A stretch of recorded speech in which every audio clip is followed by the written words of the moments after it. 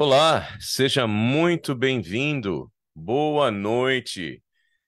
Este é o nosso culto distrital online, falando da região da Nova Inglaterra, Estados Unidos, em nome das igrejas adventistas do sétimo dia de Framingham e Seekonk, no estado de Massachusetts, e também Pawtucket, no estado de Rhode Island. Que você sinta-se bem conosco em mais esta noite de estudo da palavra, nesta série tão especial que juntos estamos já há 5 semanas, hoje completando a sexta semana, a série chamada O Grande Conflito. Você pode ter aqui a edição completa ou a edição condensada, mas o conteúdo é o mesmo, na importância, na relevância e na certeza da revelação da palavra de Deus. Muito bem, hoje tivemos algumas dificuldades aqui para entrar no ar exatamente às 7h30, então vamos acelerar um pouquinho para que a gente não perca o nosso conteúdo, que é o principal de cada quarta-feira na noite dos nossos estudos. Mas sempre é importante relembrar você da oportunidade que a gente tem de compartilhar a nossa oportunidade de louvor e adoração virtual, especialmente no estudo de um conteúdo tão relevante como é o conteúdo do livro O Grande Conflito. Então, eu convido você que está conosco, seja no Facebook, seja aqui pelo Zoom, para que você possa compartilhar o nosso conteúdo desta noite, o nosso tema de número 6, Dois Heróis da Idade Média, capítulo número 6 do livro Grande Conflito, para que mais pessoas possam ter a oportunidade de também acompanhar e se beneficiar do conteúdo do nosso estudo. Lembrando que todas as mensagens possuem, tanto no Face quanto aqui no Zoom, vocês têm aí a descrição do tema de cada semana que nós estudamos. Além disso, eu tenho colocado também um documentário para que você tenha uma oportunidade até de ver vídeos feitos nos locais históricos que estamos lendo. Então, por exemplo, o documentário de hoje fala exatamente dos dois personagens principais, João Hus e Jerônimo, e foi feito um documentário pela Igreja Adventista visitando os locais onde estas pessoas viveram. Todos os links estão aí disponíveis no YouTube. Você clica aqui na mensagem que a gente separou para vocês e vocês podem assistir esse documentário muito interessante para ampliar a visão do estudo que estamos fazendo. Além disso, se você ainda não tem o livro impresso, você tem aqui a versão em e-book para baixar em PDF no seu celular, no seu tablet, no seu computador, e também tem a versão em audiolivro. Audiolivro. Você está dirigindo, está fazendo limpeza na casa, está num ambiente de trabalho que permita que você use aí um fone de ouvido, você pode estar ouvindo a leitura do livro O Grande Conflito. Muito bem. Vamos orar e louvar juntos o nome de Deus.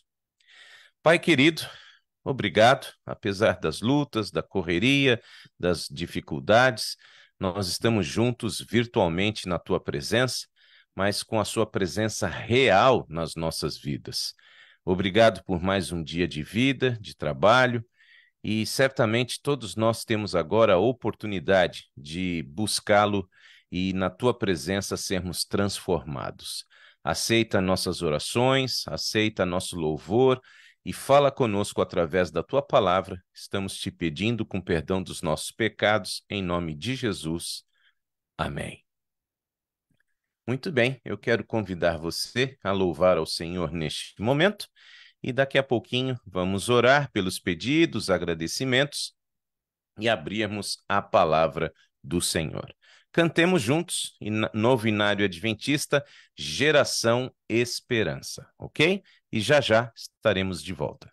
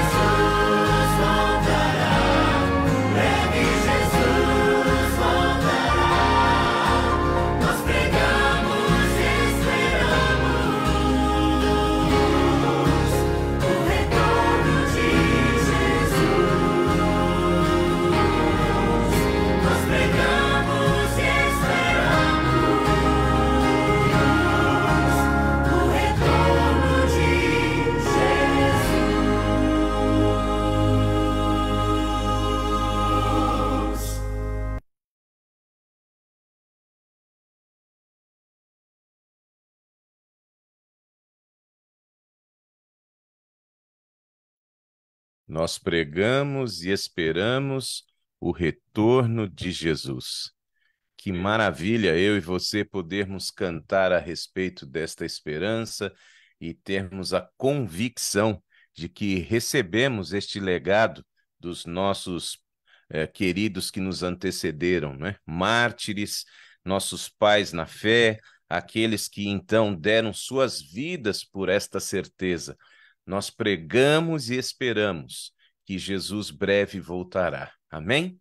Certamente nós temos desejos e pedidos especiais a fazer em todas as quartas-feiras, mas hoje, como estamos com um tempo um tanto avançado, nós vamos então fazer uma oração intercessora especial pelos pedidos e agradecimentos que certamente todos temos nesta noite, e vocês podem registrar em mensagem, tanto aqui no chat do Zoom, quanto também pelo Facebook. Vocês podem encaminhar os seus pedidos e agradecimentos, que após a transmissão, eu os copio todos aqui no nosso caderno, que é um caderno de oração que usamos todos os dias, inclusive na família Primeiro Encontro, não é? Nós temos aqui, eu costumo dividir por cores, já foram aí pelo menos 4 cores neste ano de 2023, e então nós copiamos tudo para que possamos também orar após a transmissão. Então, eu queria convidar nosso ancião da igreja de Framingham, irmão Diogo, para que, por favor, pudesse, então, nesta noite, fazer uma oração intercessora por todos nós, os pedidos, os agradecimentos que temos, e pedir a Deus também a iluminação para o estudo da palavra nesta noite. Bem-vindo. Boa noite. Amém. Boa noite. Querido e maravilhoso Jesus, muito obrigado, Deus, pela oportunidade que o Senhor nos concede de entrarmos na Tua presença, de termos a convicção que sabemos que estamos sendo ouvidos, saber que o Senhor inclina os Seus ouvidos para escutar os nossos pedidos. Pai, o Senhor é um Deus que sonda cada coração e conhece cada necessidade, conhece cada pedido, bem como os agradecimentos. Então, ó Deus, nesse momento nós pedimos que o Senhor possa estar visitando cada família aqui representada, cada ente querido aqui representado, cada pessoa que está aqui agora que tirou esses momentos para ouvir a Tua palavra e para aprender um pouco mais de Ti. Que o Senhor possa olhar por cada pedido, que o Senhor possa visitar cada enfermo, que o Senhor possa ir visitar cada familiar que está com alguma necessidade, quer seja física, quer seja material, quer seja espiritual. Ou, por que não dizer as três? O Senhor é o Deus que pode trabalhar e sabemos que o Senhor trabalha em todas essas áreas. Que o Senhor possa, ó Deus, que cada vida aqui possa se sentir abraçada e visitada por Ti. De igual maneira, nós também te agradecemos, ó Pai, pelo fato de o Senhor nos proporcionar essa oportunidade de agradecermos, sim, principalmente por sermos chamados de Teu Filho, de Seus filhos. Que o Senhor possa agora, ó Deus, usar a vida do pastor Walter e que ele possa falar aos nossos corações não aquilo que nós queremos ouvir, não aquilo que ele deseja falar, mas aquilo que o Senhor preparou, a porção específica para essa noite, e que possa, sim, fazer a diferença na vida de cada um de nós. Fica conosco, é o que pedimos agradecidos, certos de que o Senhor já ouviu e já atendeu os nossos pedidos, em nome e por amor de Jesus. Amém, e graças a Amém. Deus. Amém. Muito obrigado, querido. Deus seja louvado pela sua vida, pela sua família, e que juntos consigamos então conduzir, não é, o rebanho do Senhor cada vez mais perto dele e de acordo com a sua vontade. Muito bem, meus queridos, fica aqui mais uma vez o reforço para que você tenha sempre em suas mãos, não é, o livro que estamos estudando. Hoje é o capítulo número 6, próxima quarta-feira o número 7. Se você ler um capítulo por semana, não é? Uma vez que o livro é um tanto desafiador, mas um capítulo por semana é possível, e na edição condensada é mais fácil ainda, tá certo? Então, invista tempo, vamos estar aqui 42 semanas juntos, tá certo? São 42 capítulos, 42 semanas estudando o conteúdo deste livro extremamente importante para esse tempo em que estamos vivendo. Muito bem, nós vamos aqui ter a oportunidade de colocar diante do Senhor exatamente essa oportunidade de estudo. Nossa irmã Alexandra pedindo oração pelos seus filhos, o Washington, Mateus, também os seus netos, e todos os demais façam como ela, por favor, registrem os seus pedidos por escrito, tá certo? E logo após a transmissão, eu os copio todos para a oração intercessora. Obrigado, irmã Alexandra, que Deus abençoe. Muito bem, vamos compartilhar com vocês ah, os slides que nós sempre preparamos aqui para facilitar a compreensão da mensagem. Assim vocês têm condição também de poder ter os detalhes. Não esqueça, olha aqui, ó, como eu tenho aqui um copinho com as canetas para marcar textos, né? Conforme você vai lendo a palavra de Deus, como esta nova Bíblia que eu comprei, olha, já vou estudando, já vou marcando. Então, tem aí a sua Bíblia, tem aí o seu marca-texto, o seu caderno para anotar, para que nós possamos usufruir o melhor da mensagem do Senhor nesta noite. Então, vamos compartilhar agora com vocês.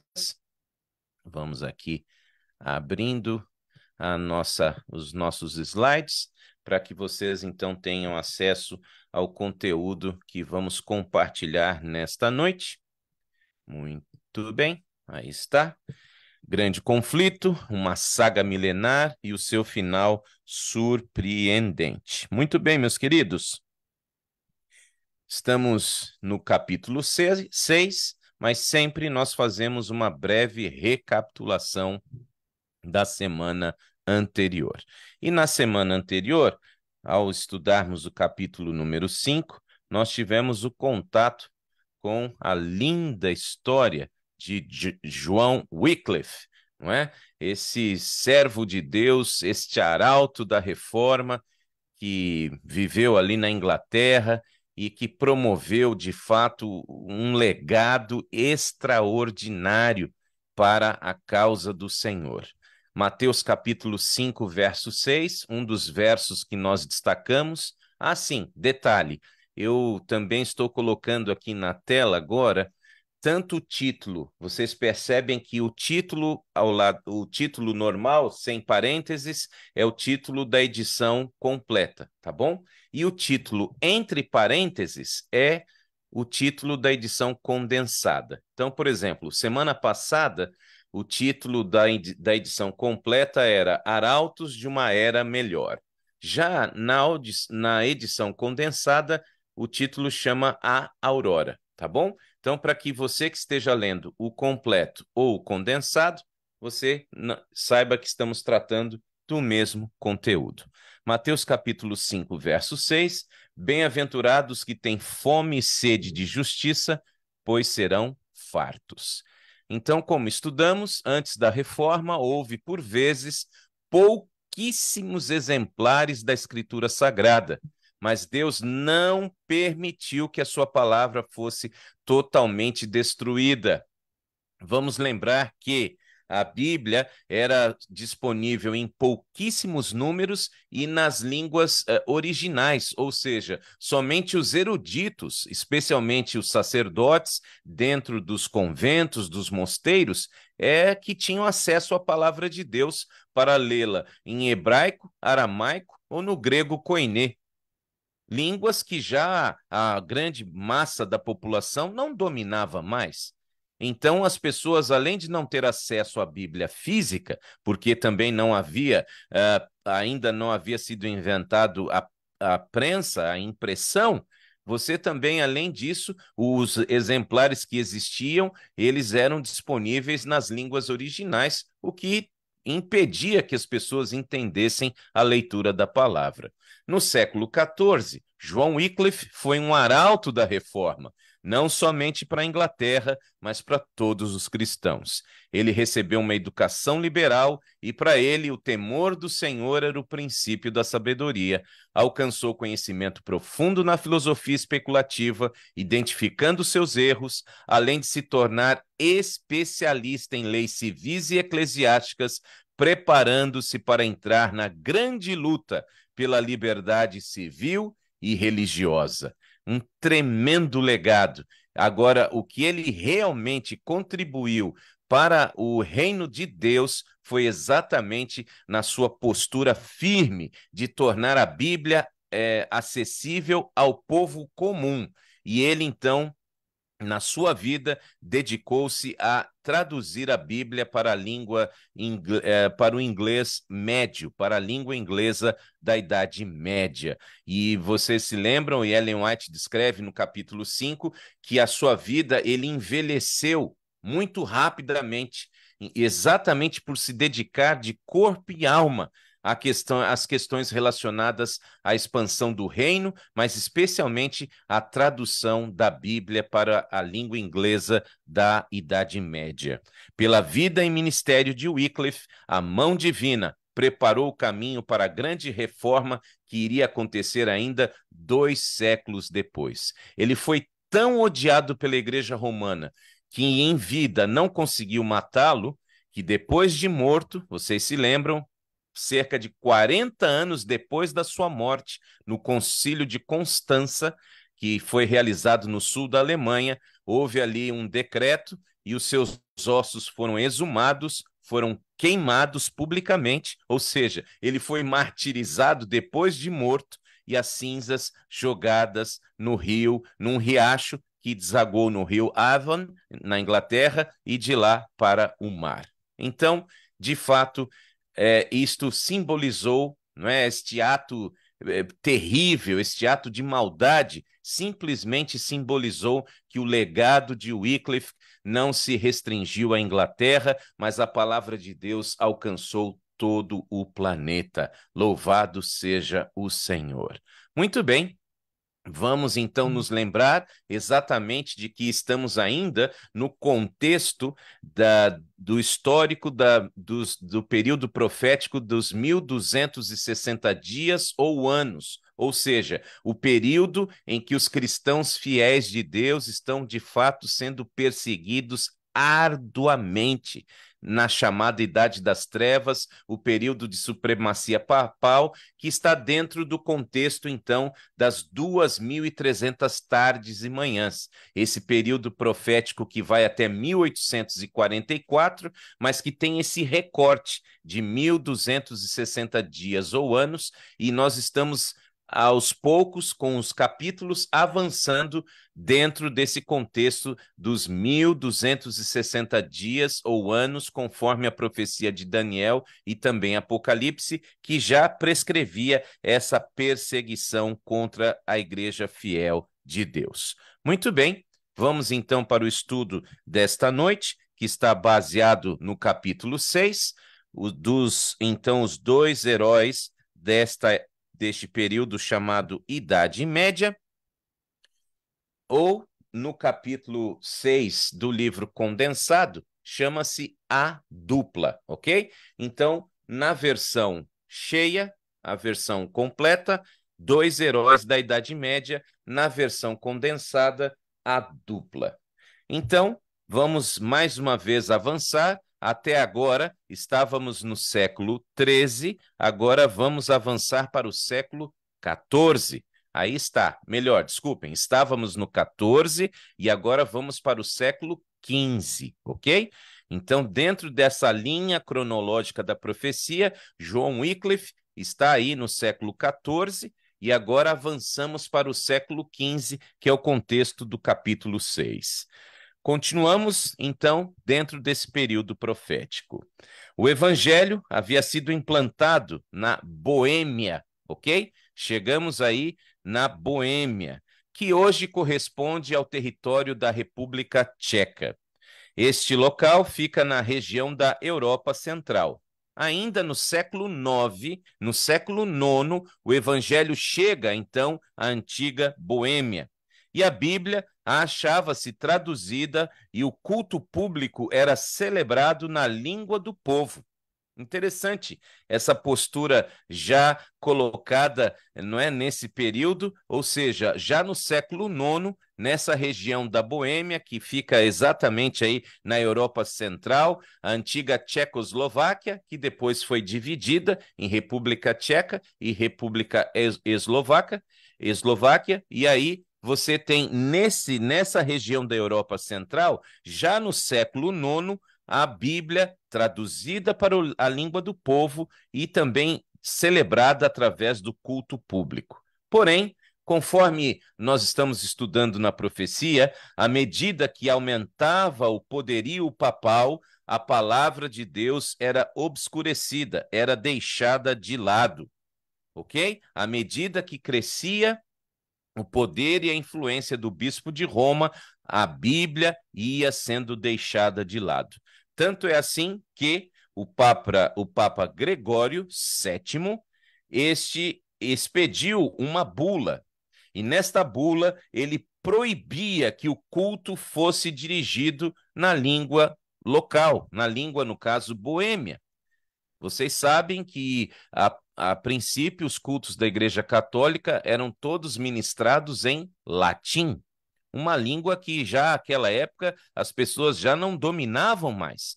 Então, essa foi uma das interferências também históricas da Igreja de Roma no culto, na adoração pública, a proibição da língua local na celebração das missas.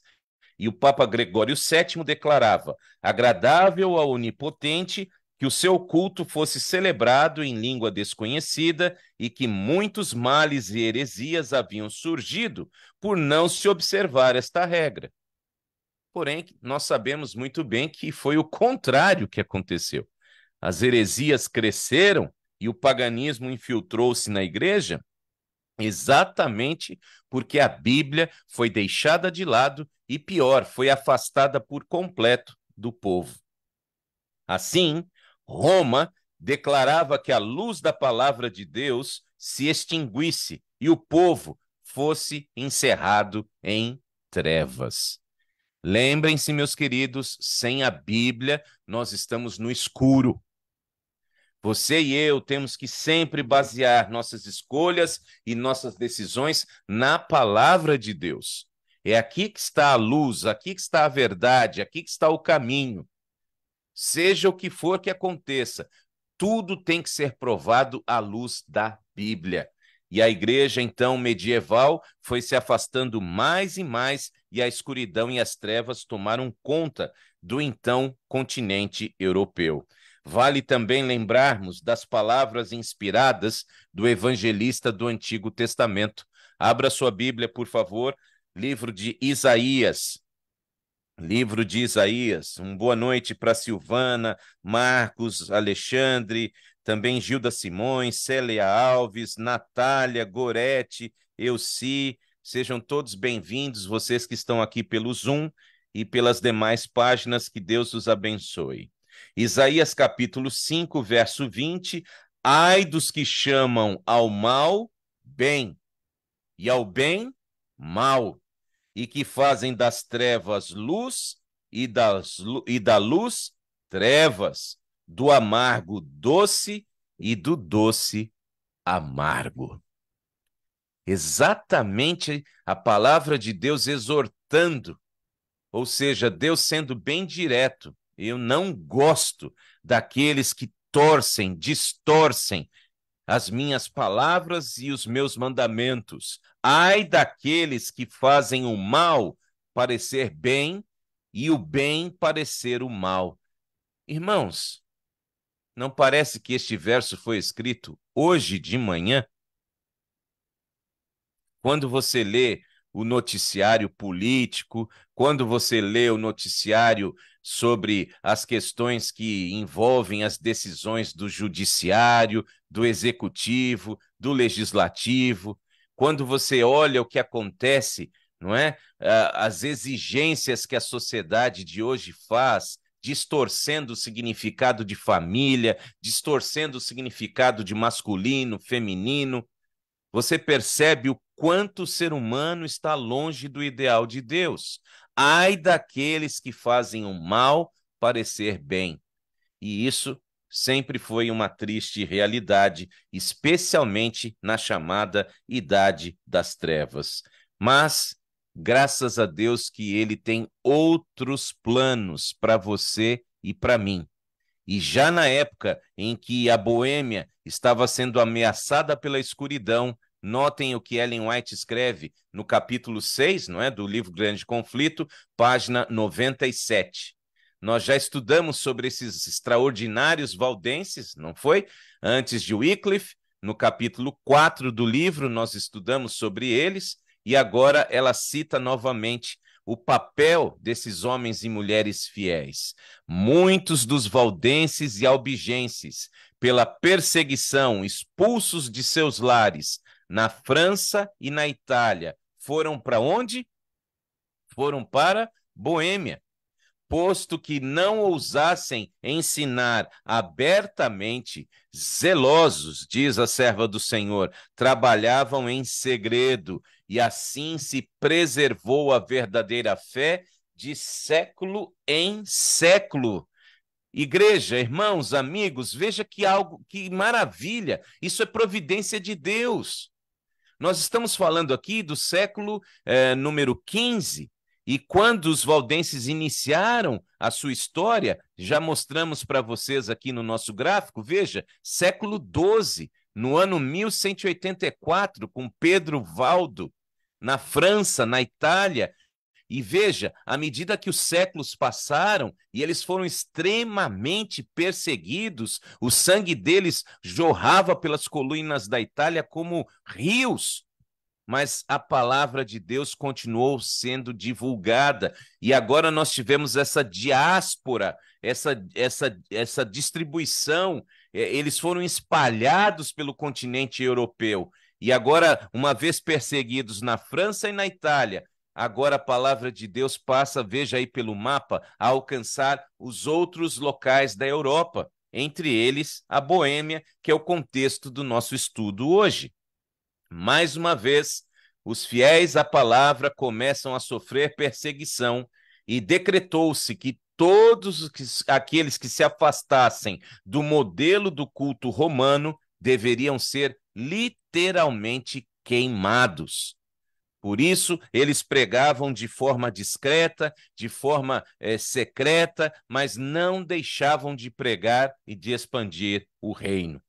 Infelizmente, um desses muitos mortos, mas uma infelicidade para estas pessoas, mas eles morriam com senso de que de fato iriam ver Jesus. Amém?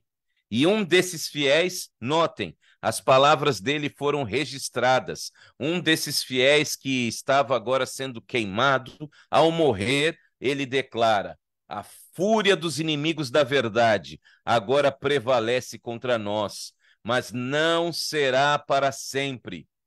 Levantar-se-á um dentre o povo comum, sem espada nem autoridade, e contra ele não poderão prevalecer.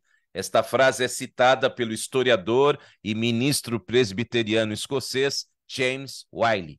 E está aí para que eu e você possamos, de fato, testar e aprovar a certeza de que Deus dirige a sua igreja em qualquer momento da história. O momento mais crítico e o momento mais favorável, Deus estava no comando. E a fúria dos inimigos da verdade não conseguia aplacar e destruir a fé dos fiéis filhos de Deus. E nas palavras deste mártir, nós chegamos então à história se tornando real, exatamente conforme predito, e foi dito e de fato aconteceu. João Hus, um menino que se tornou órfão de pai logo que nasceu na região da atual República Tcheca, e ele tinha uma mãe piedosa, uma viúva pobre, mas uma viúva piedosa, e que considerava a educação e o temor de Deus como a mais valiosa das posses.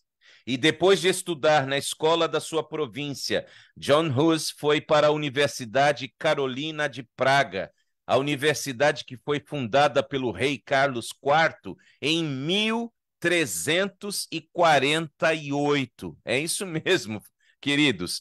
Essa é a universidade mais antiga em funcionamento no território da Europa Central. 1348, a chamada Universidade Carolina, obviamente, porque foi fundada por Carlos. sendo então a mais antiga universidade na Europa Central. Na universidade, logo ele se destacou pela sua incansável aplicação, rápido progresso, além de uma vida irrepreensível e modos afáveis e simpáticos.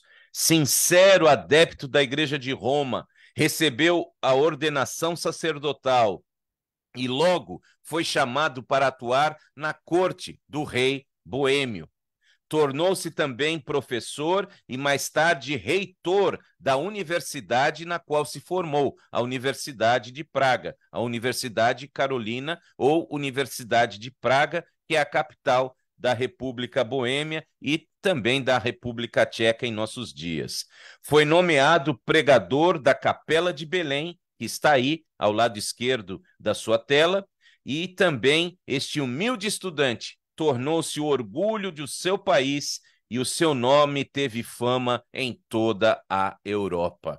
Então, um anônimo, órfão de pai, uma mãe totalmente pobre, viúva, mas que investiu na sua educação e que levou-o da sua aldeia até a cidade de Praga, ajoelhou-se com ele na entrada da cidade e pediu a Deus que conduzisse a sua vida na universidade.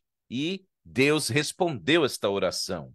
Apesar das escrituras serem pregadas na língua do povo boêmio, havia grande ignorância das escrituras e os piores vícios prevaleciam entre o povo e em todas as classes sociais. E Hus passou então a denunciar largamente esses males, exaltando os princípios da palavra de Deus.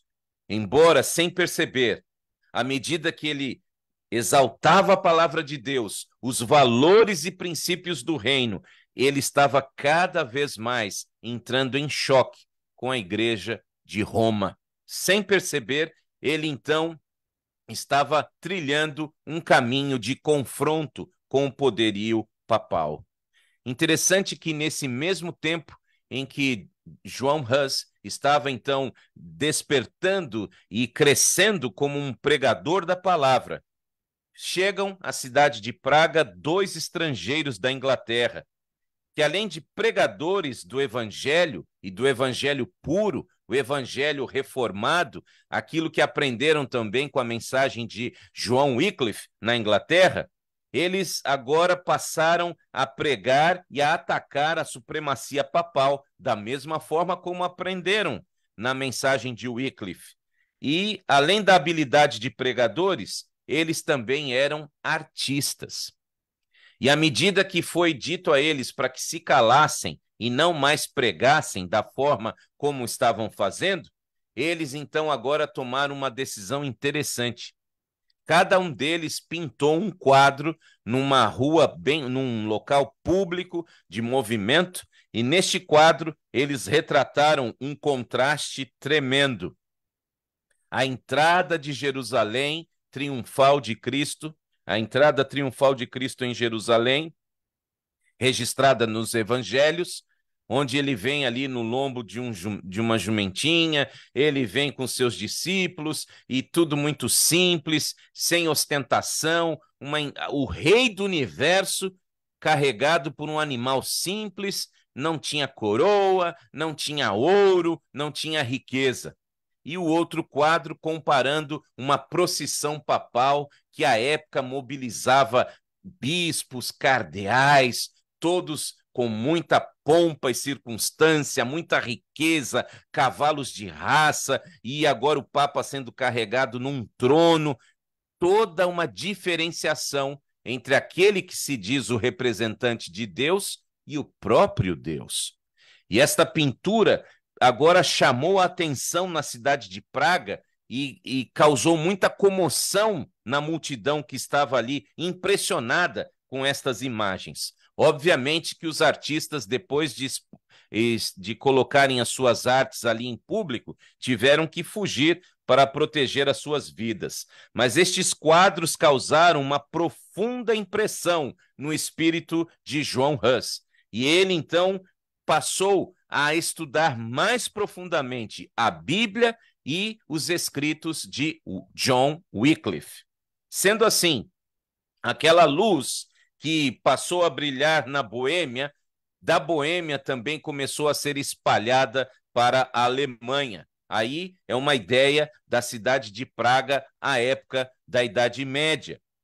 Alunos, centenas de alunos de origem alemã que frequentavam a Universidade de Praga, a Universidade Carolina, passaram então agora a causar muito burburinho dentro do ambiente acadêmico à medida que tinham acesso às verdades da Bíblia, e eles foram expulsos da faculdade.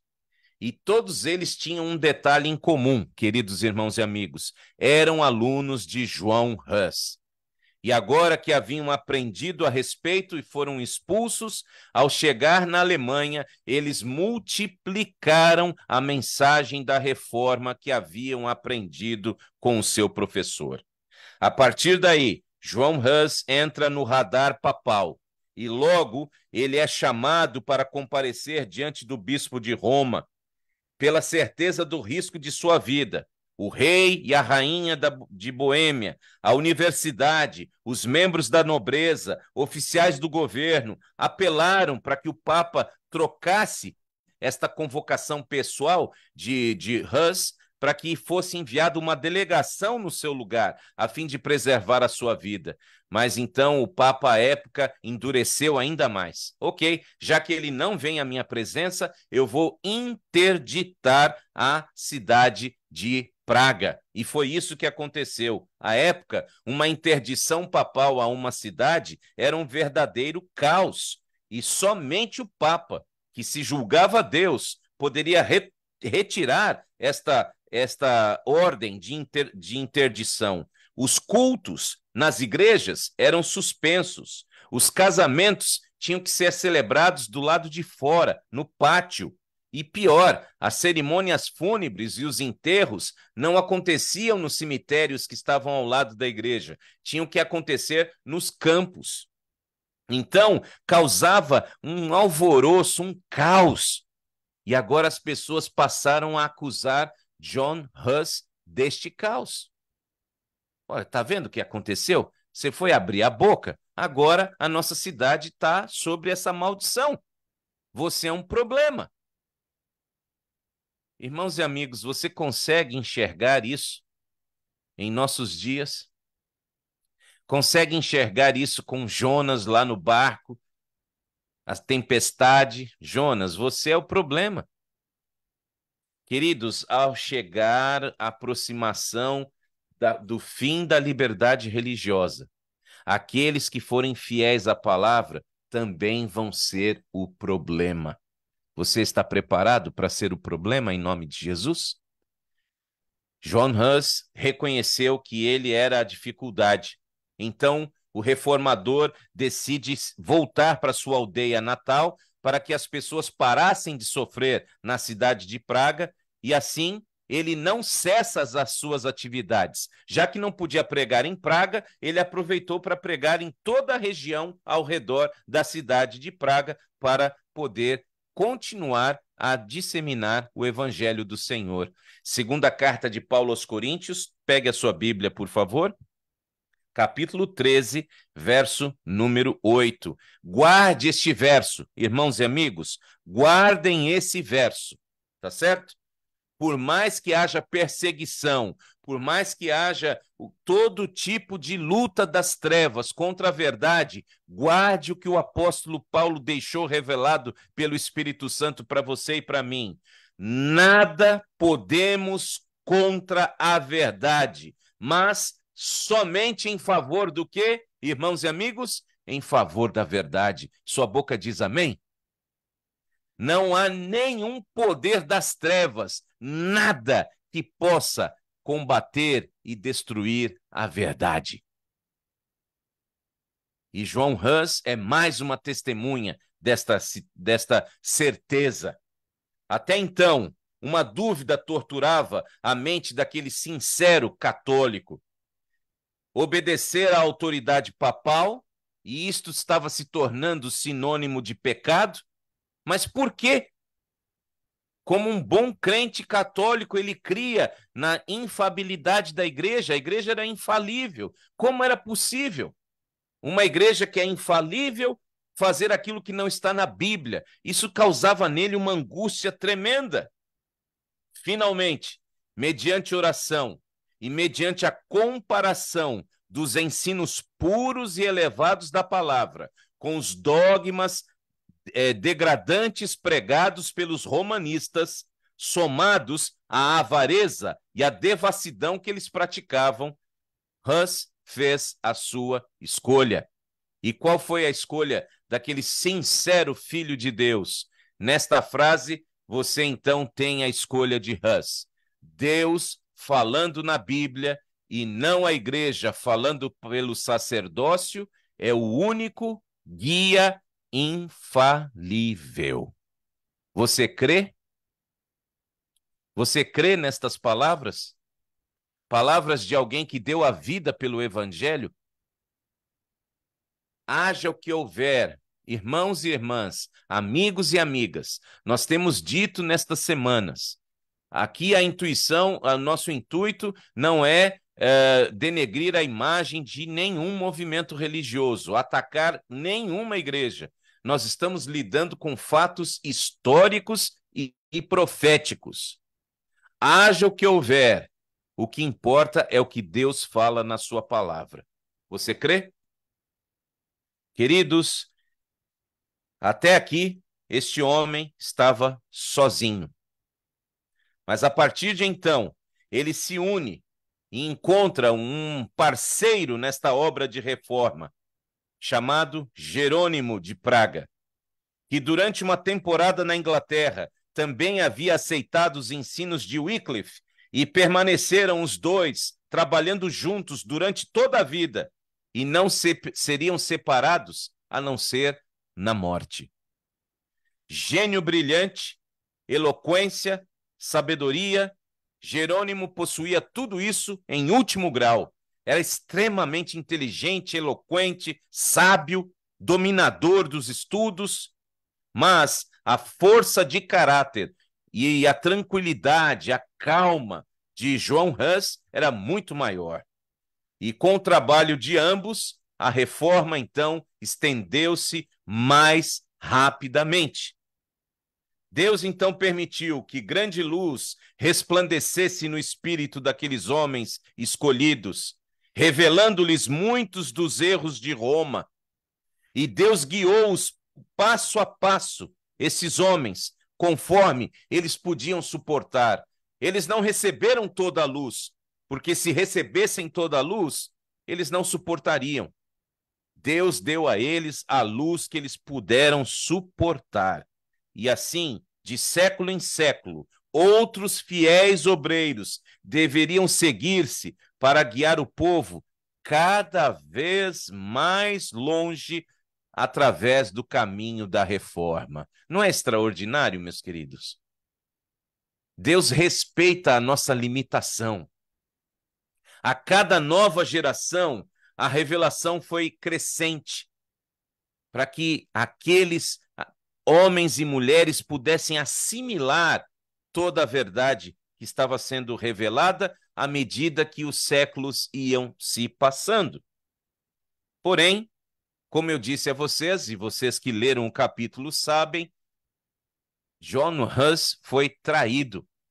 E traído exatamente pelo imperador Sigismundo, imperador do Império Romano Germânico, que prometeu um salvo-conduto, quando agora a Igreja de Roma, a Igreja Católica, no seu concílio de Constanza, eles agora convocam de forma obrigatória a presença pessoal de João Hus diante deles, para debaterem as heresias que ele estava proclamando.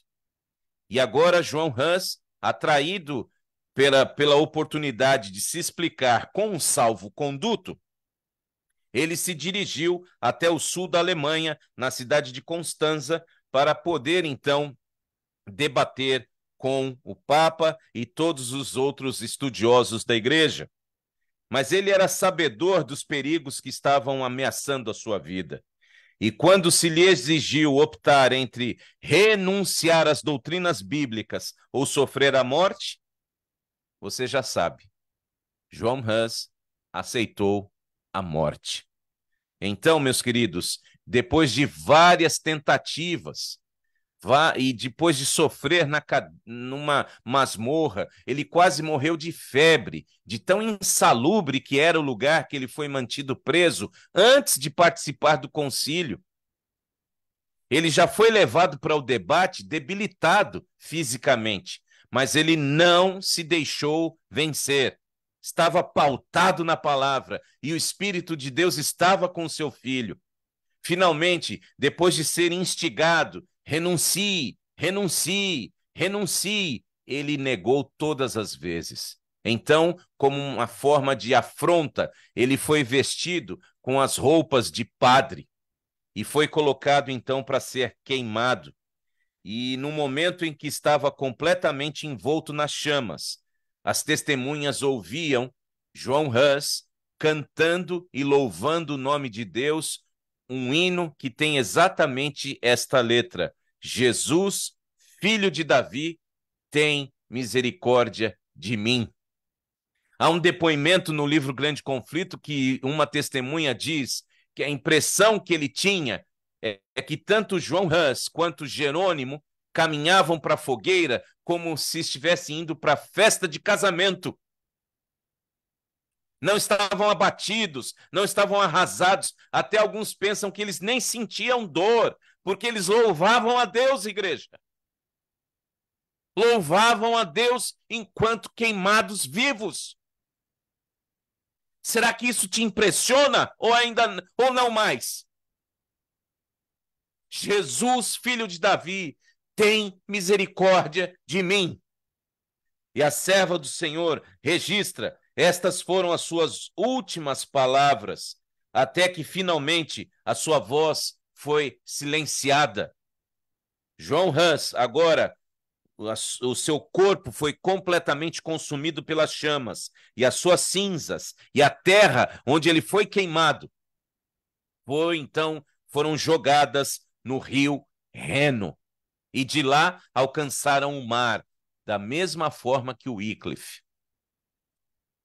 Uma cerimônia horrenda, mas que demonstra que este evangelho alcançaria todo o planeta.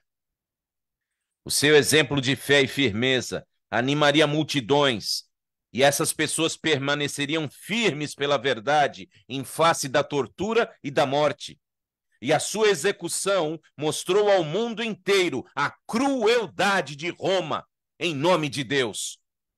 Contudo, um ano depois, João Hus foi queimado em 1415. Em 1416, o seu parceiro, aquele que estava ao seu lado na luta pela reforma, Jerônimo, também se torna um mártir.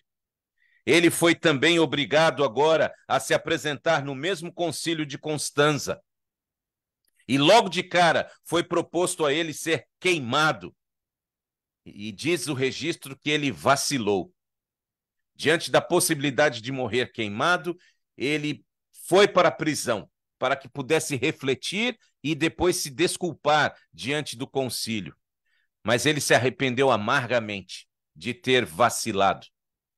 E depois, mesmo sendo extremamente maltratado na prisão, tratado a pão e água, num ambiente extremamente insalubre, ficando doente também, ele foi levado agora a poder refletir e ofereceram a ele brilhantes perspectivas, recompensas financeiras, se tão somente ele negasse tudo aquilo que pregava. E ele manteve-se firme à sua decisão. Aliás, dizem os historiadores que, a partir do momento que ele foi colocado na fogueira, o seu carrasco iria acender a fogueira nas suas costas. E o registro das testemunhas diz que ele disse: não vai acender a fogueira pelas minhas costas, acenda a fogueira na minha frente. Se eu tivesse com medo, eu não estaria aqui. Eu quero ver você acender o fogo que vai me matar. E as suas últimas palavras em oração foram: Senhor, Pai poderoso, tem piedade de mim e perdoa meus pecados, pois sabes que sempre amei a tua verdade. Não é uma oração feita dentro do conforto de uma casa, como você está agora. É a oração feita sendo queimado vivo. Será que uma fé dessa é capaz de transformar a nossa postura em nome de Jesus? As testemunhas registraram que, mesmo depois de não conseguir falar alto, os lábios de Jerônimo continuaram repetindo esta oração. Mesmo sem som na sua boca, os seus lábios foram até o final repetindo: Senhor, Pai Todo-Poderoso, tem piedade de mim, perdoa os meus pecados, pois sabes que sempre amei a tua verdade. Meus queridos, após esses martírios, Roma continuou poderosamente atacando Boêmia, fazendo com que agora, reunindo todos os países papais da Europa, e por mais que eles fossem mais fortes, mais numerosos, com poderio bélico, com poderio financeiro, com poderio em recursos humanos, soldados, de forma sobrenatural, por 2 vezes, os soldados fugiam da presença dos boêmios em menor número. Isso é fato histórico. Do nada, esses homens guerreiros contratados para destruir o país o reino da Boêmia, eles fugiam. E acabava que os exércitos da Boêmia iam atrás deles, matavam vários deles e recolhiam todos os despojos, e o país ficava mais rico do que antes da guerra, por 2 vezes. E aí, obviamente que o inimigo não perde tempo. Porque, uma vez que Roma não conseguiu destruir a resistência, especialmente liderada por esses 2 generais, Zisca e o seu sucessor, Procópio, eles então agora, através de acordos diplomáticos, derrubaram a resistência da Boêmia. Surgiram dissensões entre os boêmios, especialmente porque Roma fez um acordo com eles, mas um acordo baseado em fraude e dissimulação.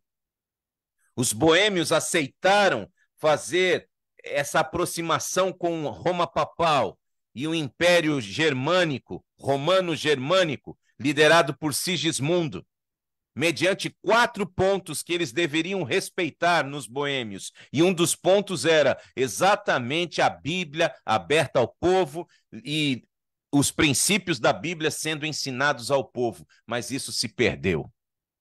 E à medida que o povo, então, perdeu a Bíblia de referência, caiu a resistência, e agora Sigismundo se tornou também imperador da Boêmia, e os fiéis ao Senhor continuaram a ser perseguidos e destruídos. Seguiram-se tumultos, contendas, carnificina, e os fiéis à palavra e ao evangelho foram sujeitos à perseguição sanguinária. Queridos, a história registra: Deus nunca abandona o seu povo. Você crê? Então, nesta noite, ao encerrar este capítulo, que parece um encerramento de derrota, de destruição, eu quero dizer a vocês que após toda essa perseguição na Boêmia e na Morávia, sabem o que aconteceu logo mais? Surgiram 200 igrejas fiéis ao Senhor no início do século XVI. Sua boca diz amém ou não? O povo de Deus não foi extinto. O sangue dos fiéis de Deus é como semente. E os boêmios que agora estavam tristes na escuridão da perseguição puderam celebrar o amanhecer de um novo tempo, o amanhecer da liberdade e da oportunidade de continuarem a ser fiéis a Deus mesmo sob pressão. Nesse contexto, eu quero chamar a sua atenção para o último verso, Salmo número 30. Salmo número 30, verso 5. Abra sua Bíblia, por favor. Salmo número 30, leitura do verso número 5.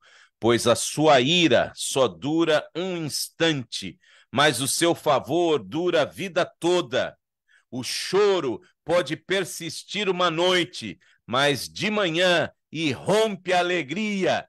Igreja de Deus, aqueles homens e mulheres estavam na escuridão da perseguição, sendo torturados, mortos, vendo seus líderes inspiradores, João, Hus e Jerônimo, sendo martirizados. Mas a palavra de Deus prevaleceu.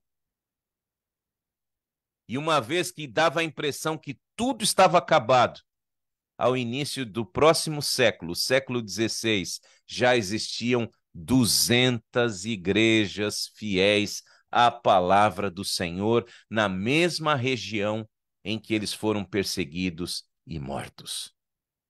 Meus queridos, nós sabemos o que nos aguarda no futuro. E só iremos nos perder a menos que nós nos esqueçamos destas lições do passado.